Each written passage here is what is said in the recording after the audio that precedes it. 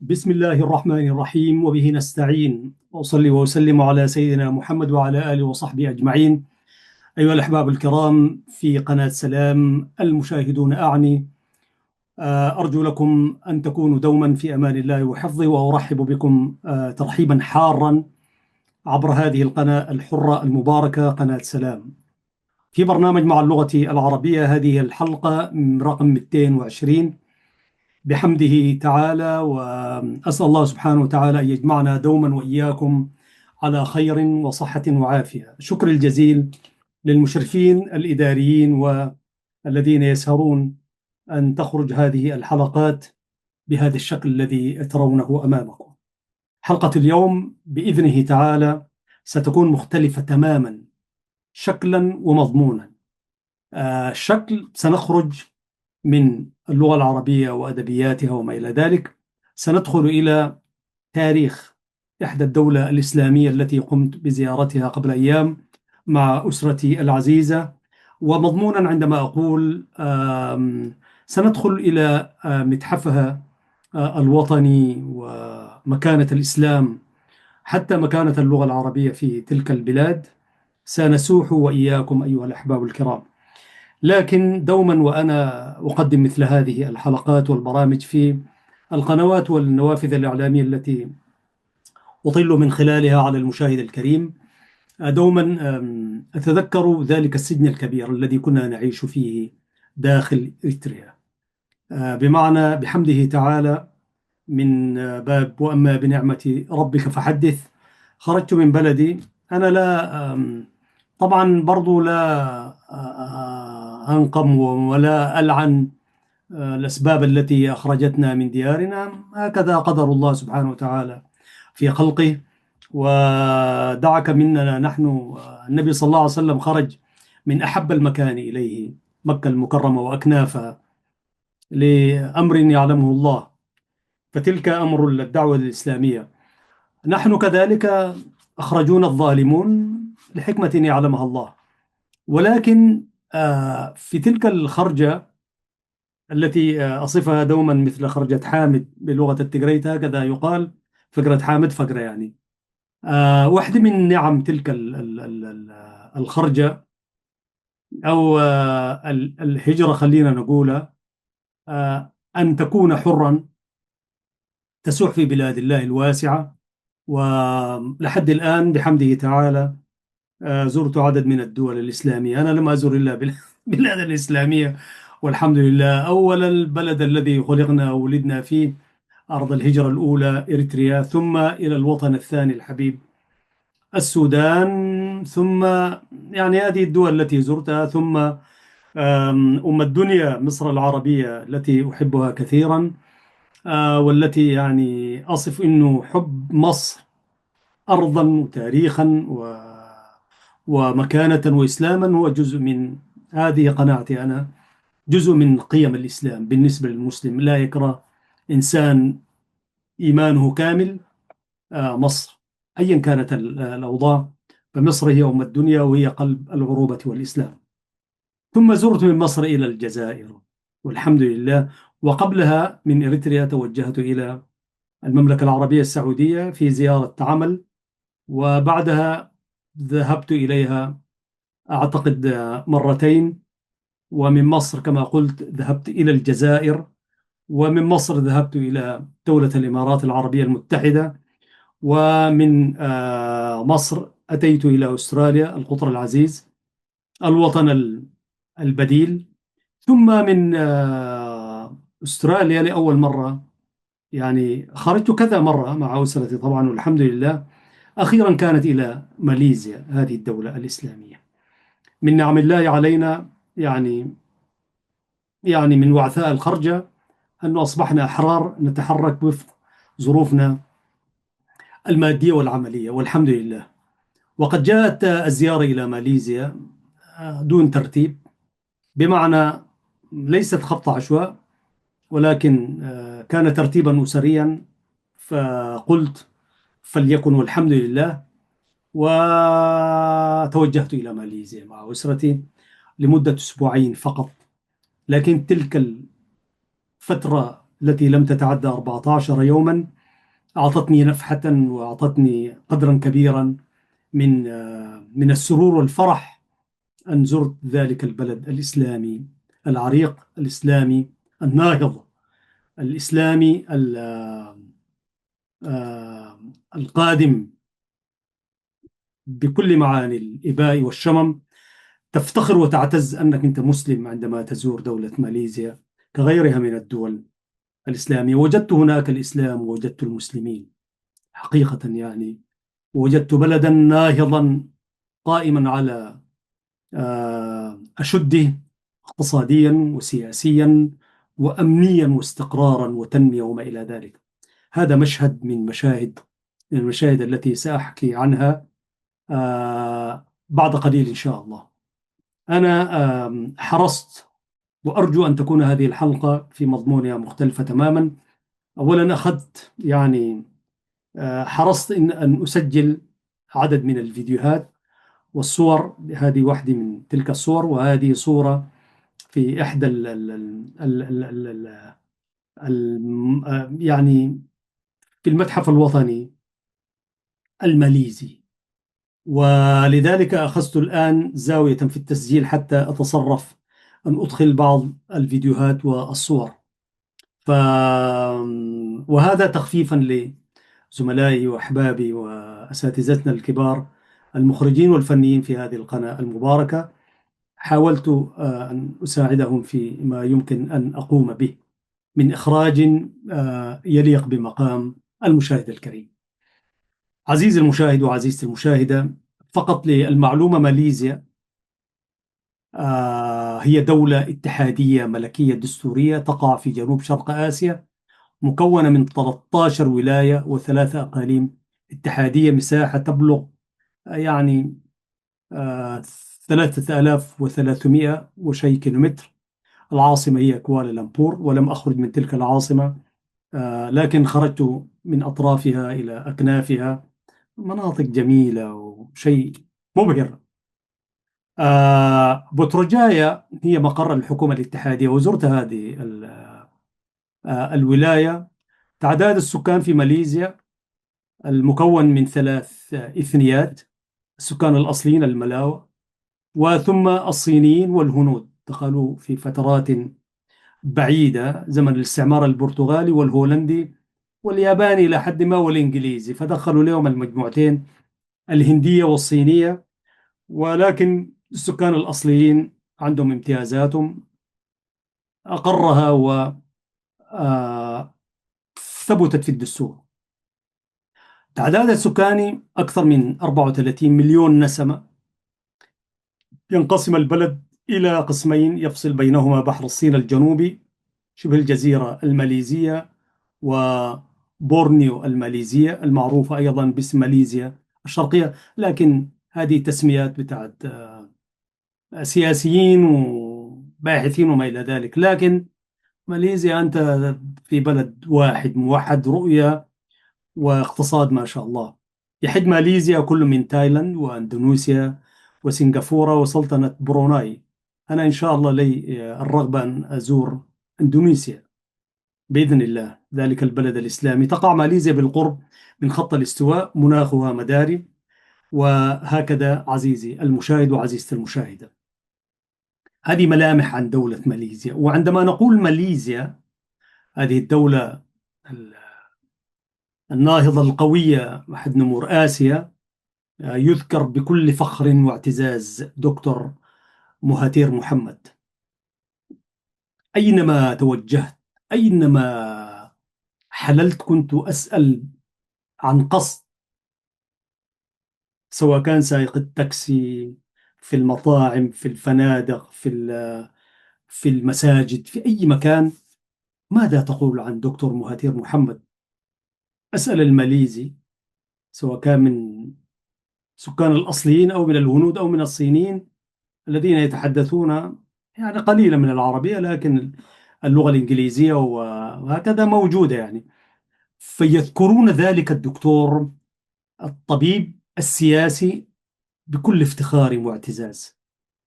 وكنت على أيام الأسبوعين على طوال الأسبوعين كلما شاهدت يعني ذكر الدكتور مهاتير محمد، فرعون أسمر يتراءى أمامي، ماليزيا وتطورها، إريتريا تتراءى أمامي. فكنت أعمل مقارنات، فكانت ممكن رحلة المقارنات، والمقارنات هذه متعبة عزيزي المشاهد حقيقة يعني. ولذلك أدعوكم أيها الأحباب إلى هذه السياحة، وأنا أستعرض الصور والفيديوهات، سأتحدث عن المعلومات التي وقفت عليها من خلال الزيارة الميدانية. فالتحية والسلام والتقدير للدكتور مهاتير محمد، الذي هو تركته طريح الفراش لوعكة صحية ألمت به، وقع وهو يتحرك داخل المنزل، وقد عمر الرجل 100 عام بحمده تعالى. وتمنى له الشفاء العاجل، وربنا يديه الصحة والعافية. الرجل يعني كما قال المتنبي: وتركك في الدنيا دويا كأنما تداول سمع المرء أنمله العشر. يعني أنا والله كل ما لو شهدت ماليزيا طوال تذكرت قول المتنبي رحمة الله عليه: لعمرك ما المجد، لا تحسبن المجد زقا وقينة، فما المجد إلا السيف والفتكة البكر وتضريب أعناق الملوك، وأن ترى لك الهبوات السود والعسكر المجر، وتركك في الدنيا دويا كأنما تداول سمع المرء أنمله العشر. يعني والله تركك في الدنيا دويا زي شغل الدكتور مهاتير محمد، هذا دوي. انتشل هذا البلد الفقير الذي كان يعتمد على الزراعة، وشعبه لا يحب العمل، وضع نصب عينيه 3 محاور رئيسية ضمن مشروعه الوطني، فانتشل هذا البلد من الفقر المدقع إلى أن تصبح معجزة اقتصادية في سنوات معدودات، 22 عاما فقط، ونحن تهنا 35 عاما، ونحن نتيه كما تاه أقوام في هذه الدنيا يتيهون في الأرض. نحن نتيه في هذه الدنيا 35 عاما، ليس والله ما عندنا مثل هذا المشهد الذي ترونه. دعك من التنمية والاقتصاد وأن تكون دولة يعني محكومة بالقانون، 35 عاما هباء منثورا. هذا الرجل 22 عام، 1981 دخل على مجلس الوزراء وأصبح رئيس الوزراء، رئيس الوزراء الرابع عزيزي المشاهد. قبله كان مجموعة، هو الرابع، وانتشل هذا البلد من الفقر المدقع إلى أن وضعه ضمن 25 دولة في العالم، من كبريات الدول الاقتصادية عزيزي المشاهد، بل من الدول التي تقود هذا الاقتصاد العالمي. ويحسب لماليزيا ألف حساب في منظومة الدول، حتى الدول الاستكبارية تضع ألف حساب لماليزيا، القاعدة والقوية والنائضة، والتي انطلقت بكل قوة وثبات. فعزيزي المشاهد، أولى الزيارات بحمده تعالى كانت لإحدى المساجد، حيث وصلت يوم الثلاثاء مع أسرتي والحمد لله. الأربع والخميس حيتنا كوالالمبور بشوية نزلة كده، وتماثلت الشفاء والحمد لله. فالجمعة ذهبت إلى هذا المسجد، وطبعا يعني إحدى المساجد، فكانت جمعتنا هناك. وأنا أحاول إن شاء الله عزيزي المشاهد من خلال المشاهد التي ترونها وأحكي عن ما شاهدته. هذا مسجد الولاية، وفي هناك مسجد آخر ستشاهدون المشاهد التي حاول تصويرها قدر الإمكان باهتمام كبير. مسجد الولاية إحدى المساجد الكبرى في كوالالمبور العاصمة الماليزية الإسلامية. ورفع الأذان شيخ أزهري، وصلى بنا كذلك شيخ أزهري. الخطبة كانت في التقوى والصبر، بداها باللغة العربية والصلاة على النبي صلى الله عليه وسلم وآله وأصحابه، ثم شيء قليل من الآيات، ودخل إلى اللغة الملاوية وقال ما قال في ذلك، ويستشهد دائما كلماته في حديثه بالآيات القرآنية من الكتاب والأحاديث النبوية الشريفة، ويذكرها ويشرحها بلغة بلاده. طبعا الصلاة لا بد أن تكون بالعربية، فكانت عربية فصيحة والحمد لله، آيات وقرآن وما شاء الله. والناس في هذا المسجد ذكروني بالمصلين في مساجد إريتريا عموما، بدءا من الخلفاء الراشدين، يعني خشوع وتقوى واحترام لبيت من بيوت الله. لا تسمع إلا همسة، لا تسمع الكلام كما في كثير من بلاد العالم الإسلامي والعربي، حيث تعج المساجد وأصبحت كما تعلمون أيها الإخوة والأخوات. لاحظت أن الإخوة في ماليزيا المسلمون وهم الغالبية، وغيرهم من المسلمين الذين يفدون مثل ما وفدنا نحن، وكذلك المستثمرون والطلاب والأساتذة وما إلى ذلك، كلهم يعيشون تحت كنف هذه الدولة الإسلامية، والوقار والاحترام واحترام القانون والنظافة والوقار في المساجد. انظروا إليهم، هذا مشهد من مشهد أحد المساجد. عزيز المشاهد، منذ مئات السنين وصل الاستعمار الأجنبي إلى ماليزيا. كان أولهم البرتغاليون، حيث حكموا ماليزيا قرابة 130 عام، ثم جاء بعدهم الهولنديون فاستعمروا ماليزيا 150 عاما، وأخيرا وقبل الإنجليز اليابانيين برضو لفترة كم سنة كده، والإنجليز نفس الشيء. ثم تحررت ماليزيا وأخذت استقلالها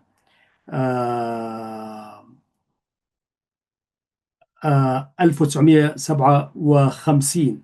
10 سنوات كانت فترة انتقالية، وخلف الاستعمار الغربي بالذات الاستعمار الإنجليزي وبرضو من كان قبلهم صراعات عرقية كادت أن تطيح بهذه الدولة الإسلامية. المصلون يقفون لصلاة يعني ركعتي قبل الخطبة. فالذي وضع أسس حل النزاعات العرقية التي كادت أن تطيح بالدولة ومستقبلها كان الدكتور مهاتير محمد. فانتشل ذلك ووضعها في الدستور والقانون، فطلعت من حياة من الصراعات العرقية إلى التطور والانتعاش والإنعاش الاقتصادي غير المسبوق. الآن ماليزيا تحتل المرتبة 25 في الاقتصاد العالمي التنافسي. كما قلت عزيزي المشاهد، الطبيب الدكتور السياسي البارع دكتور مهاتير محمد رئيس وزراء ماليزيا الأسبق كان بمثابة المنقذ للبلاد ومالك مفاتيح النهضة الاقتصادية. عزيزي المشاهد، عدد هائل من الجزر والممالك التي يحكمها المسلمون منذ مئات السنين، وهي دولة إسلامية. موقعها الجغرافي الاستراتيجي، حيث مضيق ملاكا غربا، بحر الصين الجنوبي شرقا، والممر المائي الذي يربط جنوب آسيا وأوروبا. طبعا أول رئيس للوزراء بعد أن نال استقلالها 57، وأرجو أن لا أكون مخطئ فيما سبق، هو تونكو عبد الرحمن، نالت استقلالها في ذلك العام. 65 كانت نقطة التحول في الدولة الماليزية، حيث استقلت من سنغافورة، وفي ذلك العهد الشركات الصينية والبريطانية كانت تتحكم في اقتصاد البلاد، فأصبحت حرة منذ ذلك العهد. عزيزي المشاهد، ورئيس الوزراء يعني أعاد وأمم ما كانت تمتلكه الشركات الصينية والبريطانية، خاصة في آه، المطاط وزيت النخيل يعني كثير من موارد الدولة كانت تحتله في يد تلك الأنظمة الاستعمارية. وكانت المشروع، اسم المشروع الذي قفز به الدكتور مهاتير محمد اسمه غارة فجر. غارة فجر هذا هو المشروع ذو الأركان الثلاثة، وضعه نصب عينيه دكتور مهاتير. وهو أولا التعليم، محور التعليم، الاهتمام بالعلم والعلماء والطلاب. المحور الثاني الصناعة، خاصة الصناعات الثقيلة. والمحور الثالث هو المحور الاجتماعي، حيث السلم الاجتماعي بين المجتمع الماليزي. أنقلكم إلى مشهد آخر الآن عزيزي المشاهد وعزيزتي المشاهدة، وبين فترة وأخرى سأعلق بما أراه ضروري ومناسب. طبعا أن تزور ماليزيا لابد أن تزور المتحف الوطني، تلك الدولة العريقة والدولة الكبيرة. هذه مخطوطات بالعربية، آه، إن شاء الله تقرؤونها أيها الأحباب الكرام. وفي المتحف الوطني ترى الانضباط والنظام والترتيب، يعني والمخطوط العربي تجده بكل أنواع الخطوط. هذه مخطوطة عربية بتحكي عن هذا المجسم، وأترككم معها أيها الأحباب الكرام. المحاور الثلاثة التي عمل فيها دكتور مهاتير محمد كما قلت: التعليم، التعليم المجاني،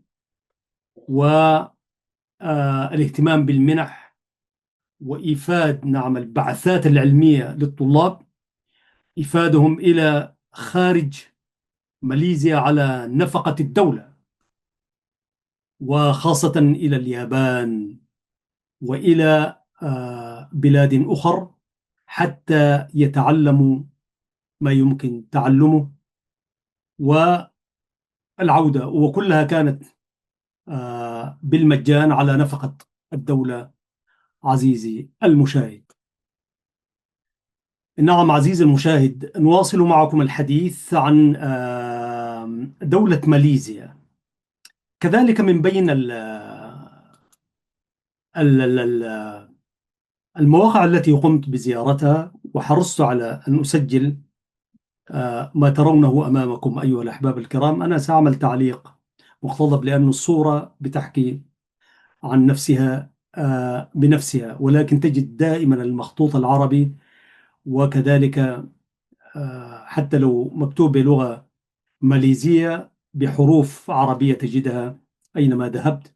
وكذلك تجد القرآن الكريم، يعني آيات، وأحيانا تجد القرآن كاملا من سورة البقرة إلى الفاتحة. وأحيانا تجد بعض الآيات كما تشاهدون في هذا المشهد عزيزي المشاهد. وانظروا إلى الترتيب الجميل والأناقة والنظام، وكذلك الاهتمام ب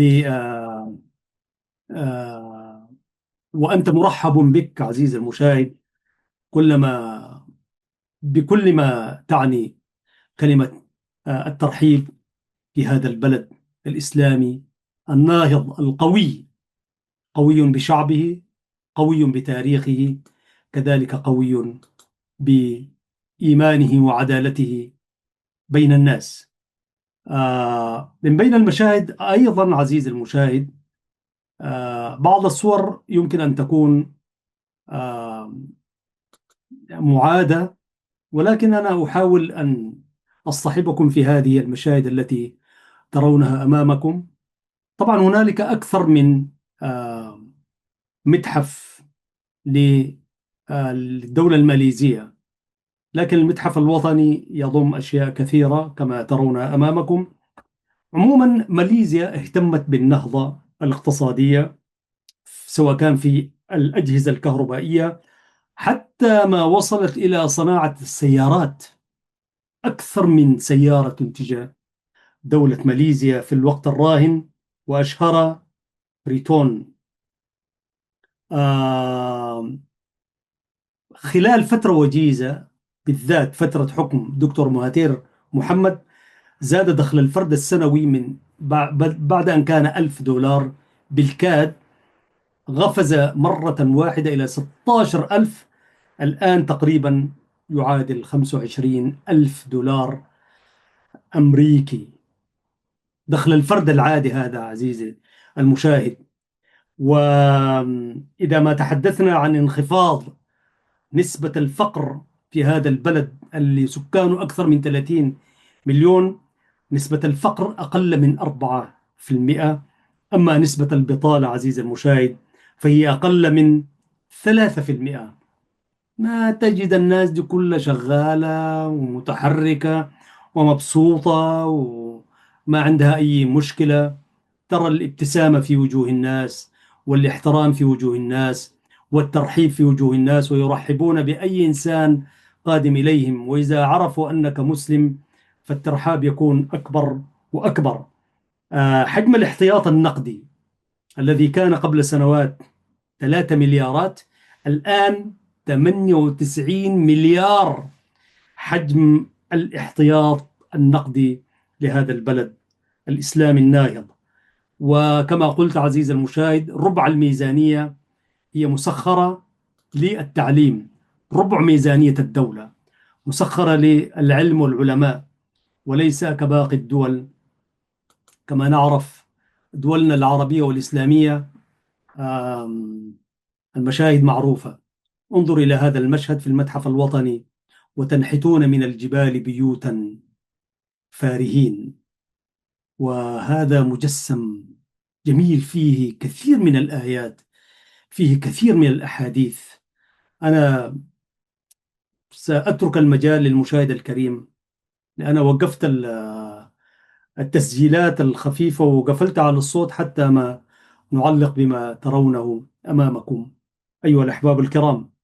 كما قلت عزيزي المشاهد، ربع ميزانية الدولة حتى اليوم تسخر للعلم والعلماء، للتعليم. ومحو الأمية تكاد تكون لا تذكر، يعني قريبة إلى الصفر. وتعلم اللغات مهم جدا في هذه الدولة، وفتحت المجالات كلها للبعثات التعليمية والمنح، منح الطلاب للبعثات المجانية على نفقة الدولة. حتى هذه البلاد التي نعيش فيها وأوروبا وأمريكا، التعليم ليس مجانا كما هو في ماليزيا، هذه الدولة العريقة. التعليم أنت تتخرج وتعمل الماستر والدكتوراه ومثقل بما عليك من ديون والتزامات مالية. التدريب المهني مجانا، والبحث العلمي نفس الشيء. وتعمل الدولة على تقوية العلاقة بين مراكز البحوث والجامعات. تدخل إلى المكتبات العامة فتجد فيها آه، كتب بكل اللغات: العربية والإنجليزية والفرنسية والألمانية، وفي كل مجالات المعرفة والعلم أيها الأحباب الكرام. آه، ماليزيا طبعا اقتصاد قوي كما قلت، فيها كل الموارد. آه، الآن كما حدثني عدد من الخبراء، 15 ألف مشروع صناعي، ما يعادل ميزانيته 200 مليار دولار، وتنافس في صناعتها ونهضتها ماليزيا، المكسيك وتركيا والبرازيل، حتى كبريات الدول المعروفة. طبعا الحد من النزاعات بين الأعراق والجنسيات المختلفة انتهت، والكل ماليزي ويفخر بأنه من ماليزيا. الأزمة الاقتصادية التي أطاحت باقتصادات كثير من الدول تحت حبائل ومؤامرات البنك الدولي وصندوق النقد الدولي. ماليزيا فترة 2018 و19 كانت أزمة اقتصادية خانقة طبعا كما نعلم. ماليزيا تخطتها بكل آه، قوة وثبات، حيث تمكنت من تثبيت سعر العملة الماليزية ولم تعممها كما عممتها كثير من الدول. ولذلك عبرت، وحتى في الأزمة الاقتصادية التي بدأت بعد كورونا وحتى اليوم، ماليزيا تعافت منها وخرجت منها سالمة. ولذلك هذه ملامح عن دولة ماليزيا أيها الأحباب الكرام. وأنتم تشاهدون المقاطع التي قمت بتسجيلها قدر الإمكان حتى نقدم للمشاهد الكريم شيئا مما يمكن أن نقول عليه شكل من أشكال التغطية الإعلامية. لا تزالوا ولا زلنا معكم أيها الأحباب في المتحف الوطني لدولة ماليزيا الإسلامية. انظروا إلى هذه المخطوطات، أرجو أن تتمكنوا من قراءتها، وبعضها آيات وبعضها أبيات من الشعر وبعضها حكم كذلك. هذا القرآن الكريم كما ترونه. ودائما بابنا في كل مكان، نحن نحرص دوما أن نقدم الشيء المفيد وما يسر العين ويضيف شيئا. انظروا إلى كيف لما تكون الدولة مرتبة ترتيب كامل وتتصالح مع تاريخها ومع إسلامها ومع مكونها الحضاري تكون مثل هكذا. وأنا كما قلت لكم وأنا أشاهد، كان دائما إريتريا في الخاطر يعني. الآن ليس ما عندناش متحف وطني اليوم نحن، ولو في متحف وطني كله دبابة وكلاشن ومدفع وما إلى ذلك. قل أن تجد مثل هذه المخطوطات. أنا لا أقول ما موجودة، لكنها قليلة جدا وليس بالقدر الذي كان ينبغي أن يكون على يعكس تاريخ إريتريا، تاريخها الإسلامي والمسيحي وتاريخها الوطني. آه، تذكرت والله عندما زرت عدد من المساجد، تذكرت مسجد الصحابة في إريتريا. هذا المسجد كان يكفي والله لو اهتمت به الدولة ك يعني معلم تاريخي. أي مسلم في هذه الدنيا كان يقول أولى المساجد قبل مسجد المدينة كان سيأتي إلى هذه البلاد. إريتريا كان ممكن من هذا المسجد، مسجد الصحابة، كان يمكن أن تنتشل نفسه. دعك من البحر والمواني والموارد الأخرى، بترول، على فقط هذا المسجد.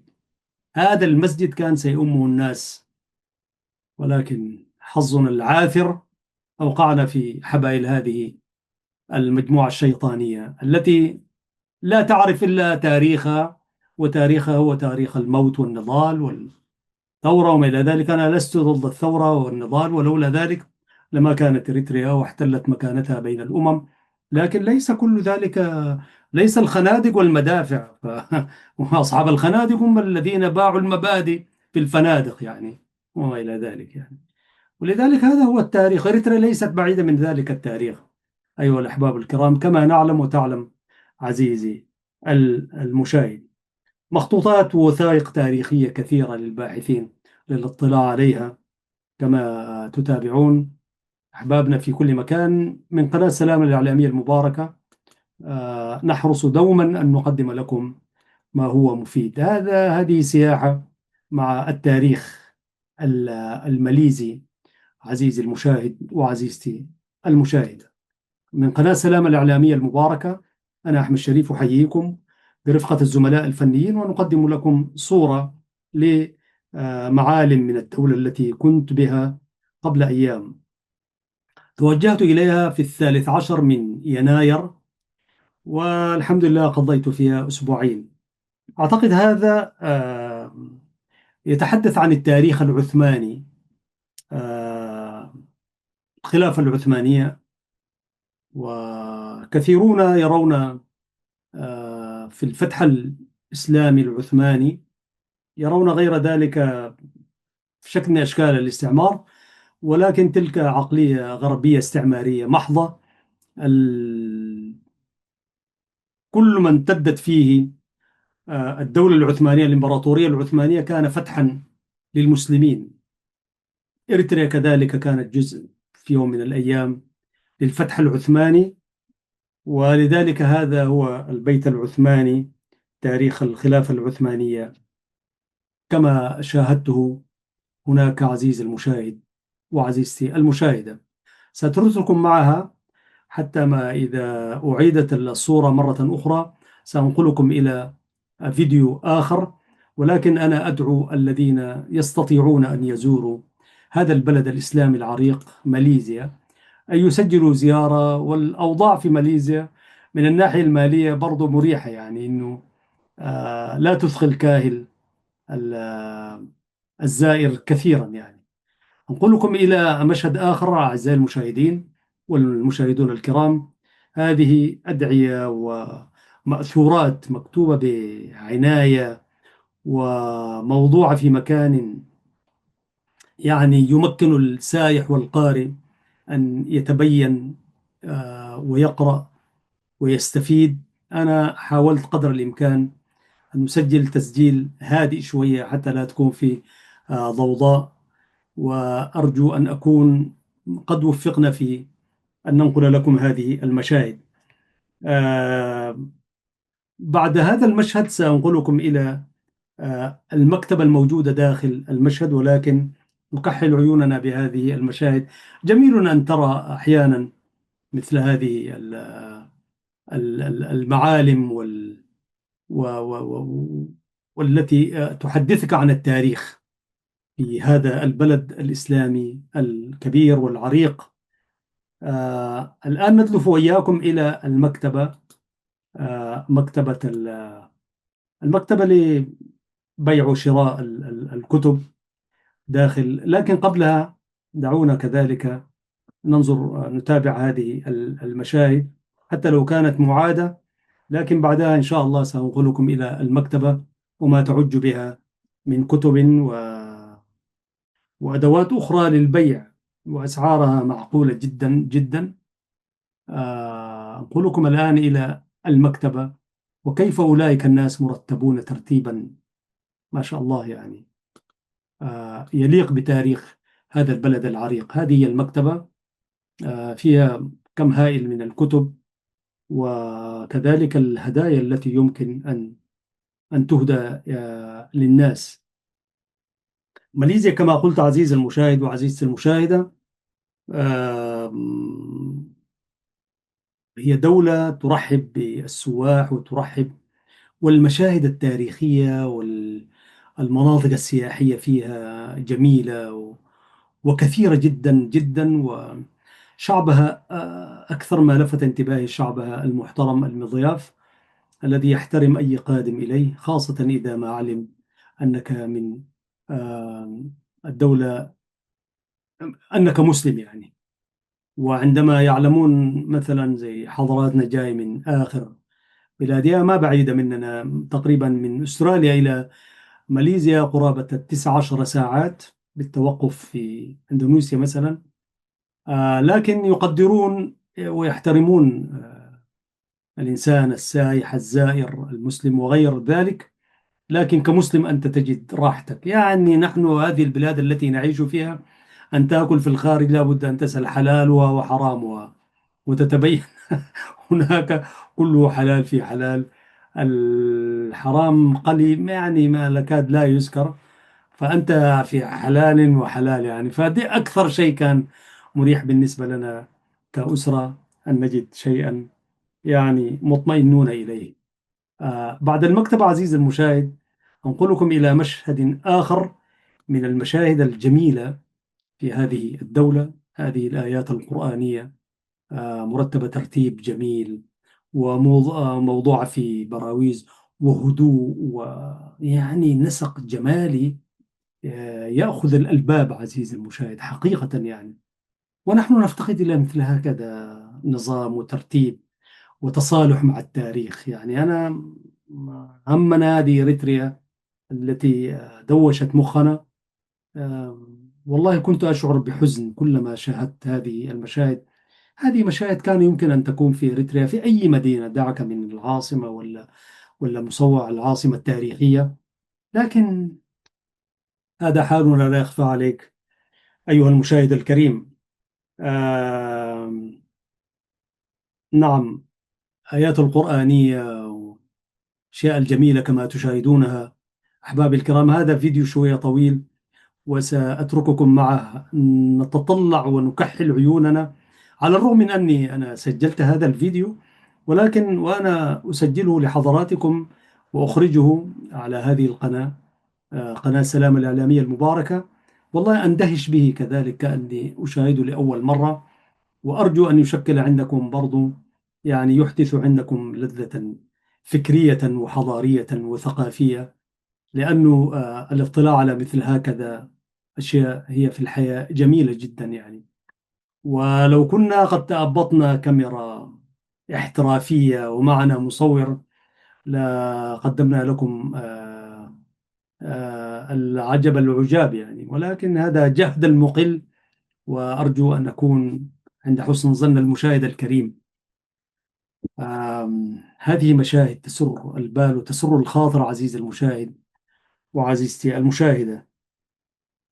ربما بعد مقطع واحد ربما ندخل إلى المعهد العالمي للفكر والحضارة الإسلامية، هكذا معنون ومكتوب. ولكن انظروا إلى هذا المشهد التاريخي والملمح الذي يجسد مكانة ماليزيا الحضارية التاريخية والحالية والمستقبلية كذلك.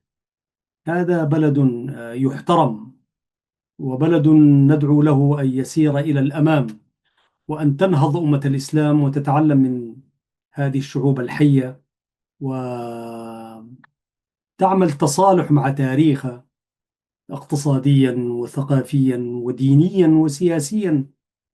وفي دول إسلامية كثيرة إمكانياتها ربما تكون أكبر من إمكانيات ماليزيا، ولكن عدم وجود رؤية سليمة تتركها تتخبط هنا وهناك عزيزي المشاهد وعزيزتي المشاهدة.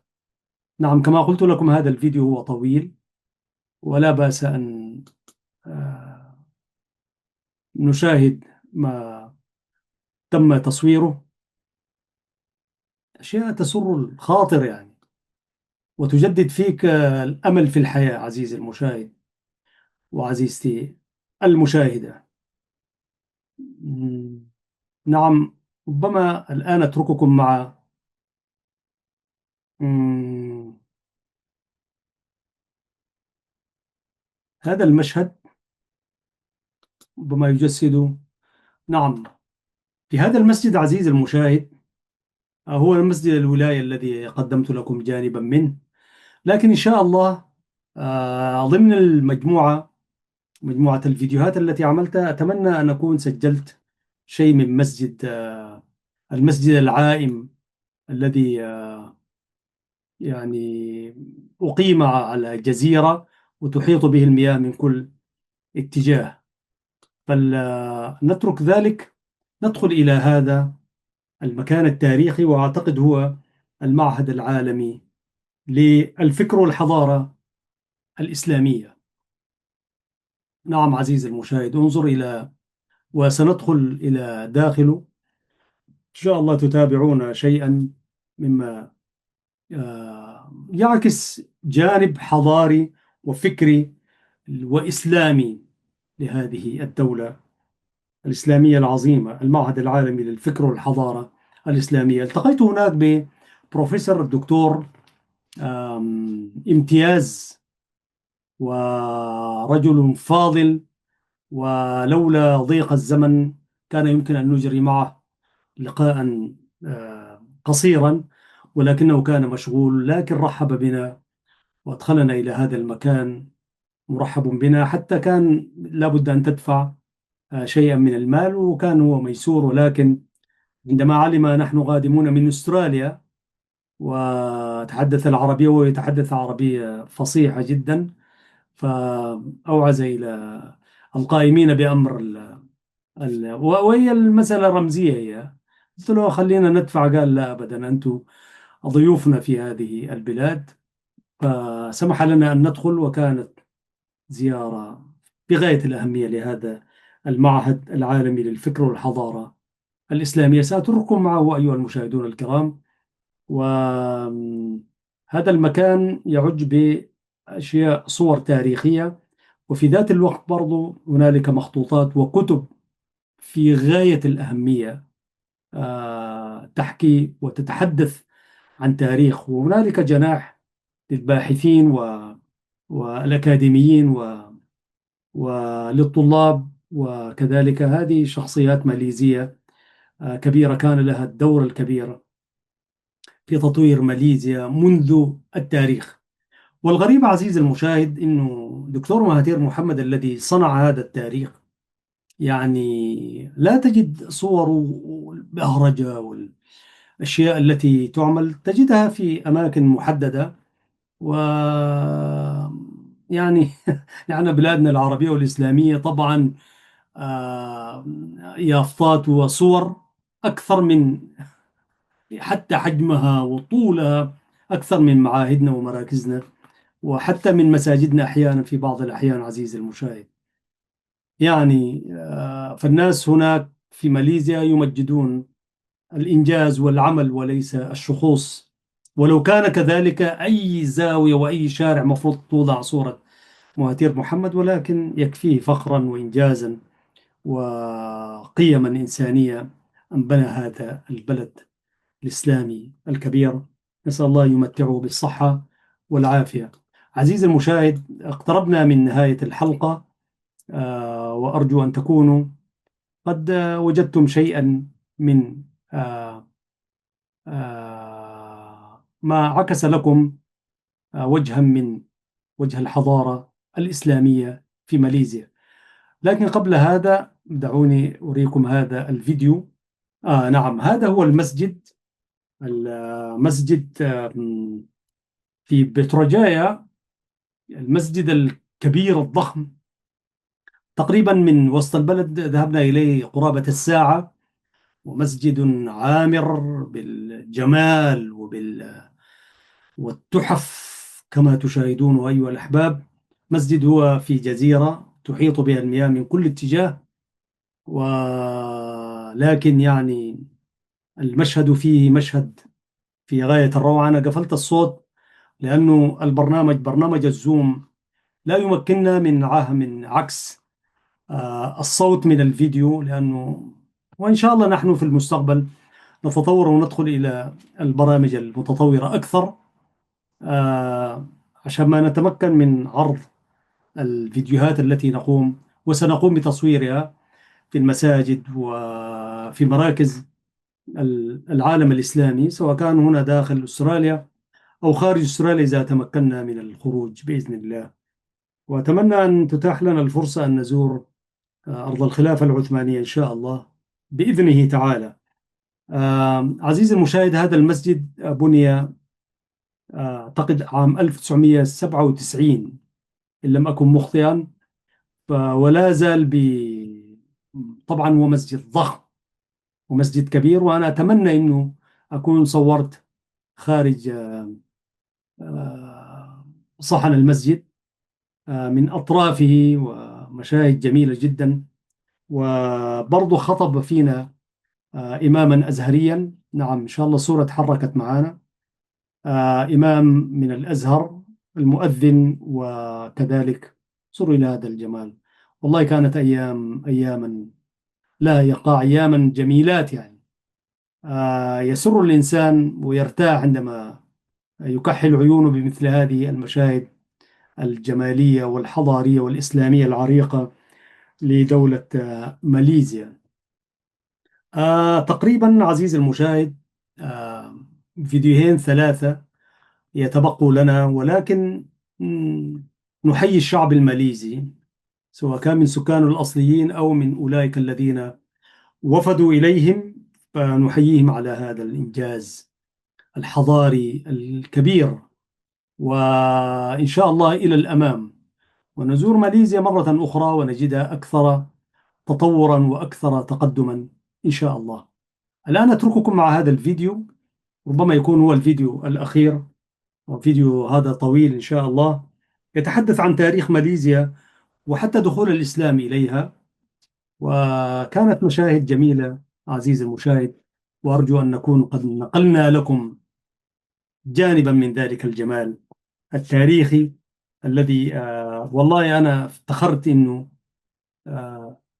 شعرت بزهو أن أكون يعني أنني مسلم الحمد لله، وأنظر إلى دولة إسلامية بهذا القدر من التطور والمنعة والقوة الاقتصادية والعلمية والسياسية كذلك.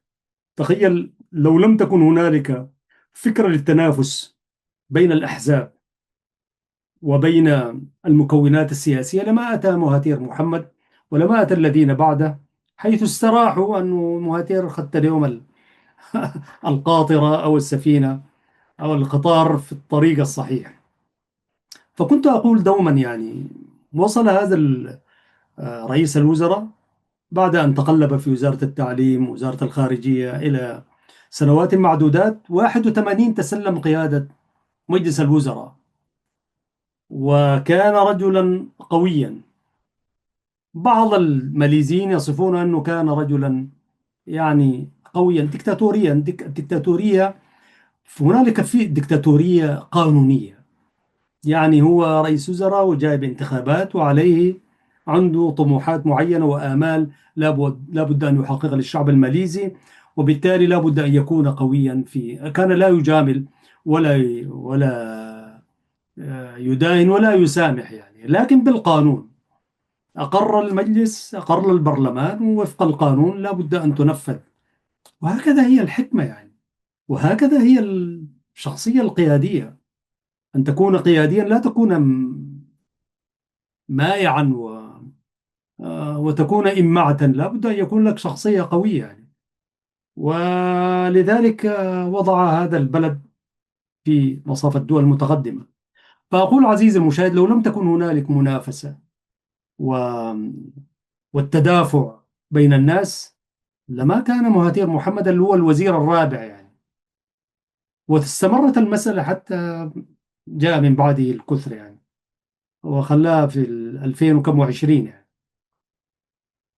والذين جاءوا من بعده يسيرون على نهج ذلك التطور والأسس القانونية التي وضعها الدكتور مهاتير محمد. لا يزال حتى اليوم الاهتمام بالتعليم، ولا يزال الاهتمام بالصناعة، ولا يزال كذلك التصالح الاجتماعي وال... وال... والسلم الأمني بين المجتمع. ولا بد إذا لم تكن أي دولة لم تهنأ بالسلم الاجتماعي والتصالح والحوار، لا يمكن أن تتطور. صحيح الماليزيين السكان الأصليين عندهم امتيازات محددة، وهذه الامتيازات يعني لا تظلم أولئك الآخرين، بل وهكذا ينبغي أن يكون يعني، هؤلاء هم السكان الأصليين يعني. لكن امتيازات مش كثيرة، وفي القانون وفي العدل هم سواء يعني. هذا مشهد من المشهد التاريخي يحكي عن ماليزيا تاريخيا، وفيديو طويل. وأدعو المشاهد الكريم خاصة الذين بالقرب من تلك الدولة أن يزور مثل هكذا دول ناهضة متطورة متقدمة متسلحة بالعلم والمعرفة، متنافسة فيما بينها بالقانون تحت سقف القانون. هم الدكتاتور اللي قاعد في أسمر هذا الذي جلس على كرسي الحكم 35 عاما والآن دخل العام 80. انظر عندما يحكموك العلماء والمتعلمون. أنا قلت في إحدى البرامج في RPM، قلت عندما يحكمك بالتقرينيا كانت تلك، أخص بالعربية لقناة السلام الإعلامية المباركة، قلت عندما يحكمك المتعلمون تكون ماليزيا أنموذج، وعندما يحكمك غير المتعلمين تكون إريتريا أنموذج. إريتريا أنموذج عندما يحكمك غير المتعلمين والذين لا يحترمون العلماء، بل يقدسون ويقدرون التجارب، تمكرع يعني كما يقال بالتقرينيا. وأنا في يوم من الأيام عملت معي مقابلة في دمس حفاش اللي هي صوت الجماهير الإريترية في قسم التقرينيا، وأحكيها على هامش الحديث عزيزي المشاهد. فيسألني المذيع وقرمسخ القرزقير له السلام والتحية، فيقول لي: هل أفضل العلم ولا التجربة؟ تخيل عزيزي المشاهد، فنحن في القرن الواحد وعشرين، يسألني يقول لي: هل أهم العلم ولا التجربة؟ التجربة قد تكون تجربة جاهلة، لكن العلم هو علم. قلت له: والله طبعا أنا أعرف لماذا سألني هذا السؤال، لأنه أصلا هم لا يحترمون العلم ولا العلماء، يركنون إلى التجربة. يقول لك: نحن تموكرو يعني تجربتنا، تاريخنا القديم. وأنت قد تعيد التاريخ من حيث لا تدري، وتعيد تعيد من مشاهد من رذائلك القمام أحيانا، يعني كما قال الشاعر: وباسم الفلكلور نعيد جهلا مشاهد من رذائلنا القمام، وباسم الفن كم تغزون الغزايا لنشفى بالسمام من السمام.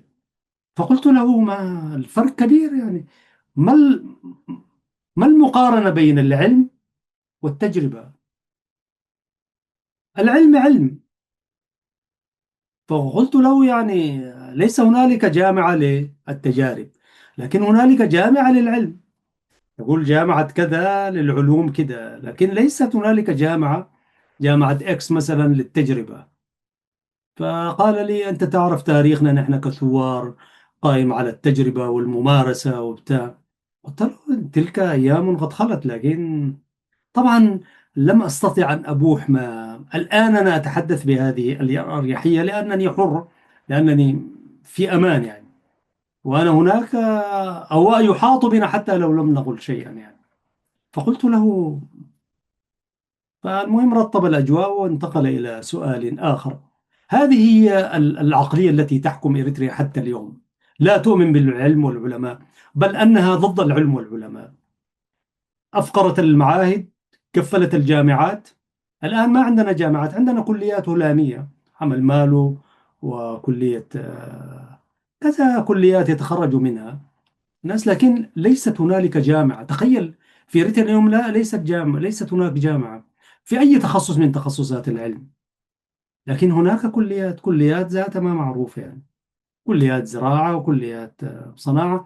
وإريتريا التي كان يمكن أن تنهض بنفسها وتكون نموذج أكثر من دولة ماليزيا، لأن الإمكانيات الموجودة في إريتريا أكبر من دولة ماليزيا حقيقة يعني، لو تم استغلالها واستخدامها عن طريق العلم والعلماء والفكر، وليس عن طريق التجربة العسكرية التي نراها اليوم ونعيش في مستنقعاتها وخباياها.